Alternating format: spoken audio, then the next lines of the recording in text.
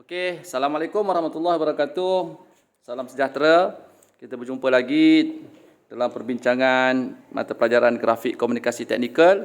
So, pada kesempatan kali ini, cikgu dah sediakan papan lukisan, kertas lukisan dan kita akan cuba melukis lukisan ataupun membuat persiapan sebelum kita melukis. Iaitu kita bermula dengan menyediakan kertas di atas papan lukisan dan seterusnya kita akan membuat garisan sempadan, membina garisan sempadan dan garisan kotak tajuk.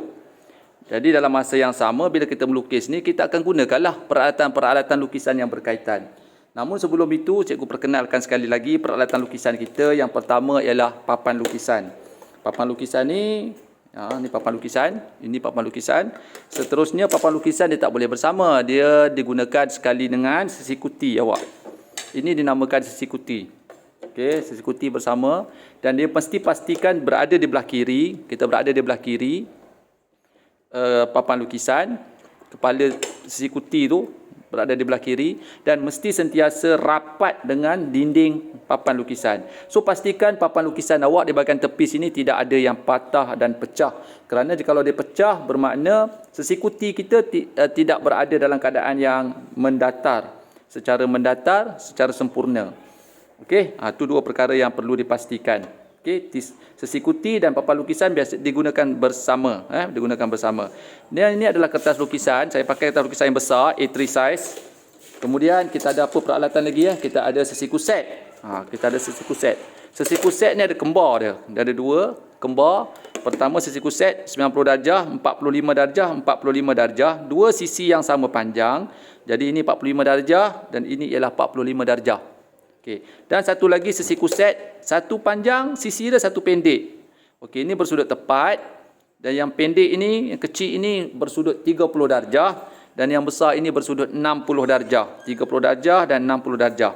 Seterusnya kita ada lengkung Perancis. Lengkung Perancis dari tiga. Besar, yang kecil dan yang kecil. Tapi biasanya kita guna yang besar lah. Banyak digunakan dalam lukisan-lukisan, tangen, pandangan tambahan, ortografik dan seumpamanya lah. Itulah yang paling utama biasa digunakan. Lengkung Perancis untuk melukis lengkung yang tidak sekata. Kemudian kita ada pensel 2H dan HB. 2H dan HB. Okey, 2H untuk membuat garisan unjuran dan HB untuk melukis garisan objek. Seterusnya kita ada pita. Kita ada pita pelekat untuk kita lekatkan kertas lukisan kita di atas papan lukisan. Seterusnya kita ada pemadam. Kalau boleh gunakan pemadam yang mahal lah, supaya bila kita memadam, gunakan pemadam yang mahal. Bila kita padam, garisan kita tidak comot dan tidak meninggalkan bekas. Jangan guna pemadam 10 sen yang ada gambar cap bendera, gambar Ultraman tu. Itu boleh merosakkan kertas, merosakkan lukisan dan mengoyakkan kertas. Okey. Seterusnya ini ialah jangka lukis. Saya pakai jangka lukis. Ini contoh jangka lukis yang kita ada. Digunakan untuk membuat bulatan dan juga untuk melukis bulatan, lekuk dan juga memindahkan jarak. Okey, nanti kita akan gunakanlah semua ini macam mana kita nak pindahkan jarak. Tapi untuk fokus kita pada kesempatan kali ini ialah macam mana kita nak set kertas lukisan. Okey, sekarang saya biarkan semua duduk ke tepi. Macam mana nak kita set kertas lukisan? Okey, jadi sekarang ini kertas lukisan ada di atas papan lukisan dan kita ada sisi kuti. Okey, saya fokus untuk macam mana kita nak set kertas lukisan. Pastikan sisi kuti awak rapat di tepi dinding papan rapat di tepi dinding. Pastikan rapat, tidak ada berlubang. Pastikan sentiasa rapat supaya tidak berlubang, supaya dapat menghasilkan garisan yang rata. Bagi sisi kuti jenis cikgu ni, bahagian pangkal dia besar, bahagian hujung dia kecil. Jadi awak kena gunakan betul-betul sisi kuti awak di sebelah kanan, di sebelah kiri. Pastikan letak di sebelah kiri sebab kita nak dapat garisan mendatar. Boleh tak cikgu saya letak di sebelah kanan? Tak boleh. Sebab apa? Sebab sisi tepi belah kanan ini mungkin tidak sama dengan di sebelah kiri. Jadi bila awak nak garisan mendatar, awak tidak dapat melukis garisan mendatar yang sekata. Yang kedua, sisi kuti ni satu besar, satu kecil. Maknanya bila awak lukis jenis macam saya ni, dia jadi sengit. Dia akan jadi sengit. Sebab apa? Sebab memang ini permukaan yang tidak sekata di bahagian bawah.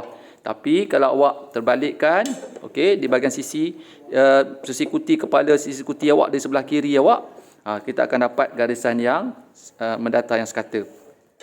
Boleh tak buat macam ni cikgu? Balik ke atas. Okey, ini pun tak boleh buat. Sebab apa?